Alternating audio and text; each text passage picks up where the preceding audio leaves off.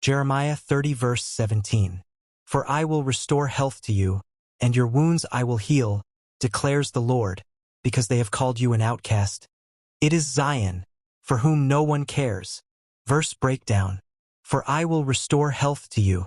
This is a direct divine promise, not a suggestion or wish. Restoration implies a return to wholeness after loss. The context is Israel's exile, political collapse, spiritual failure, and physical suffering. God takes responsibility for the restoration. And your wounds I will heal. The wounds are both literal and symbolic. Trauma, shame, defeat, and consequences of sin. Healing here is intentional and complete, not cosmetic. It confronts the damage rather than ignoring it. Declares the Lord. This establishes authority and certainty. The promise is grounded in God's character, not in Israel's behavior or merit. Because they have called you an outcast. Israel was publicly rejected and dismissed as finished.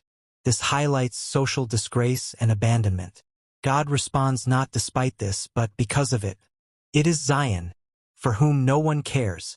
Zion represents God's people and his covenant purpose. Human abandonment does not cancel divine commitment. God's care directly contradicts public opinion. Sermon: Restoration is God's response to rejection.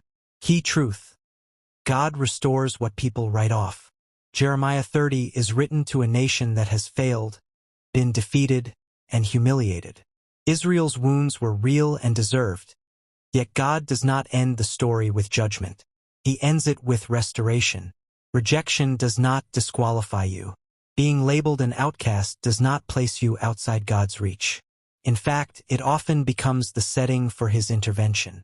God addresses both condition and cause. He restores health, the condition, and heals wounds, the cause. God is not interested in temporary relief. He aims for lasting change. Divine restoration is purposeful. God restores Zion because it is his. Ownership, not performance, is the basis of restoration. This corrects the false belief that you must earn healing. When people stop caring, God steps in. Human neglect does not provoke God's withdrawal. It provokes his action.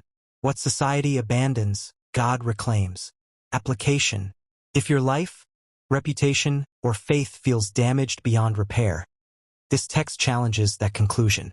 God specializes in reversing verdicts issued by people, systems, and circumstances.